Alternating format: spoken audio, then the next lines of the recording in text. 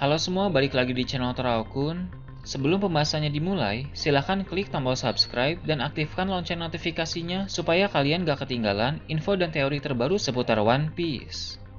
Buat kalian yang mau informasi tambahan soal SBS atau databook, kalian bisa follow Instagram Toraokun. Di sana admin akan memposting soal SBS, databook, dan berbagai teori singkat. Sekarang lanjut ke pembahasan. Manga One Piece Chapter 1043 telah terbit dan memperlihatkan berbagai hal menarik. Dalam video kali ini, channel Toraokun akan membahas tentang chapter terbaru ini dengan memberikan pendapat dan juga beberapa teori.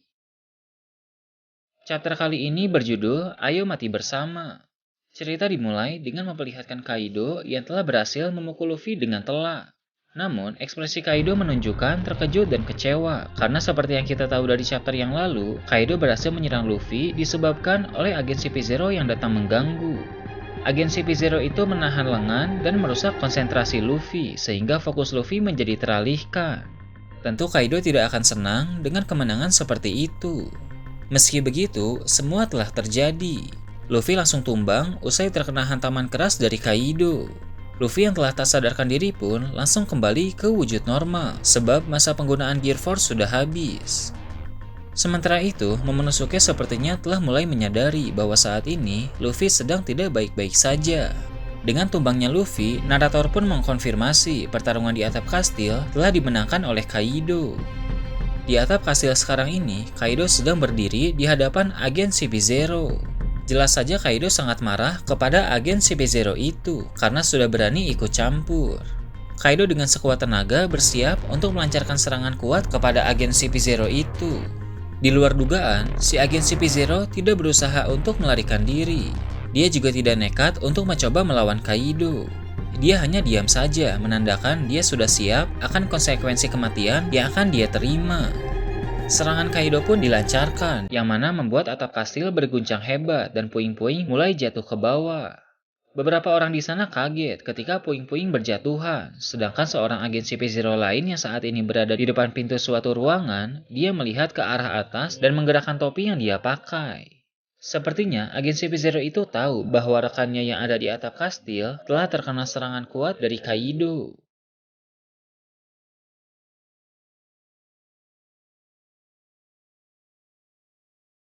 Diperlihatkan juga ada Kawamatsu yang sedang berdiri melihat ke bagian atap kastil.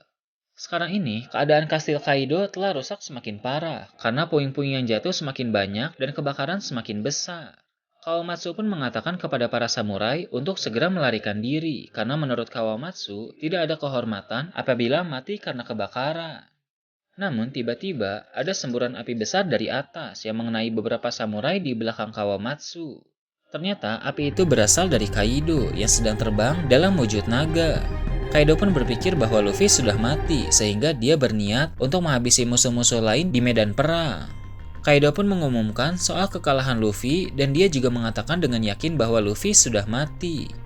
Kaido juga mencari Momonosuke. Dia ingin agar Momonosuke datang dan menyerah karena kalau Momonosuke belum menyerah maka perang akan terus berlanjut. Para anak buah Kaido bersorak karena mereka percaya bahwa kemenangan pasti akan menjadi milik bajak laut hewan buas. Sedangkan para samurai mereka terkejut ketika mendengar tentang kabar Luffy. Kid dan Law yang telah menyadari kekalahan Luffy juga terlihat mengeluhkan hal tersebut karena kondisi mereka berdua sekarang juga telah terluka dan kelelahan sehingga repot jika nanti harus bertarung melawan Kaido. Sementara itu, diperlihatkan juga beberapa kru Luffy. Ada Chopper yang sangat kaget dan sedih, dan ada juga Nami yang bahkan berbicara secara langsung kepada Kaido. Nami menyebut Kaido sebagai ular, dan Nami juga bilang bahwa Kaido adalah pembohong. Nami tak mau percaya soal kabar Luffy telah mati. Namun, Kaido mengatakan justru karena Luffy sudah kalah dan tewas, maka Kaido bisa berada di sana sekarang ini. Tanpa berlama-lama, Kaido pun menembakkan Boro Bread ke arah Nami, tapi beruntung Marco bertindak tepat waktu. Marco melindungi Nami dengan cara menahan serangan Boro Bread dari Kaido. Setelah serangannya ditahan oleh Marco, Kaido memberi pengumuman kepada semua orang yang bisa mendengar suaranya. Kaido bilang Pulau Onigashima akan tetap mendarat di ibu kota bunga seperti rencana awal. Dia juga mengaku bahwa dia tidak sebaik Kurozumi Orochi, sehingga perlakuan Kaido nanti kepada para warga akan jauh lebih buruk dari Orochi. Kaido ingin menjadikan Wano Kuni sebagai pabrik senjata terbesar, dan semua warga, entah itu samurai, orang biasa, anak kecil, dan perempuan, akan diperbudak oleh Kaido. Apabila nanti ada budak yang kelelahan, maka orang itu akan mati. Kaido juga mengatakan sekali lagi supaya Momonosuke segera dibawa ke hadapan Kaido dan menyerah, karena dengan begitu perang akan segera berakhir. Sementara itu, beberapa kru bajak laut hewan buas berniat menyerang Kid dan Law yang sedang kelelahan. Mereka menganggap itu adalah saat yang tepat untuk menghabisi dua orang itu. Namun, para kru Kid dan Law tidak diam saja. Mereka melindungi kapten mereka dari serangan musuh. Kid berkata kepada Law bahwa dia akan bertarung lagi. Law pun akan melakukan hal yang sama dengan Kid.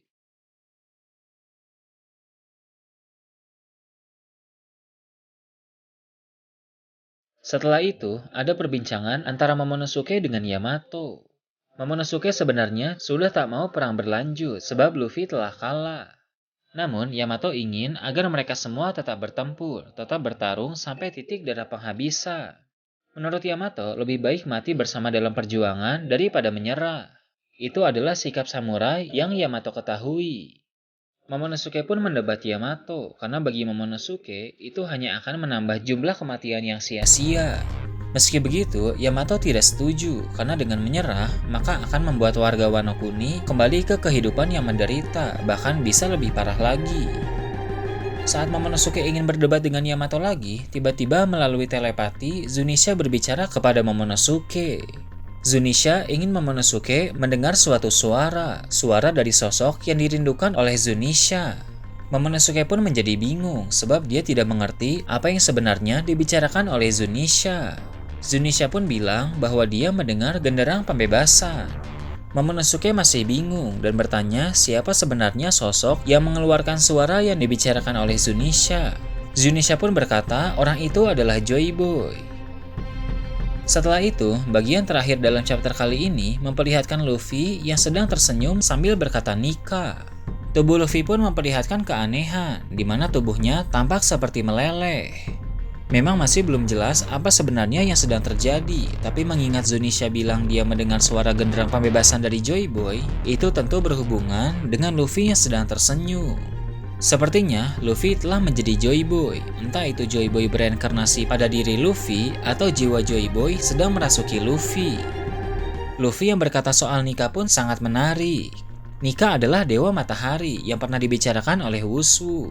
Ada kemungkinan Nika itu nama asli dari Joy Boy, sehingga Luffy menyebut soal itu. Walaupun apa yang sedang terjadi kepada Luffy masih belum jelas, tapi satu hal yang menurut admin cukup jelas adalah Luffy yang telah kalah melawan Kaido akan segera bangkit kembali dan menjadi lebih kuat dari sebelumnya. Ini pun pasti berkaitan dengan awakening dari buah iblis yang dimakan oleh Luffy, yang mana menurut admin, Gomu Gomu no Mi adalah buah iblis legendaris yang menurut Gorosei nama asli dari buah iblis itu telah disembunyikan dari dunia.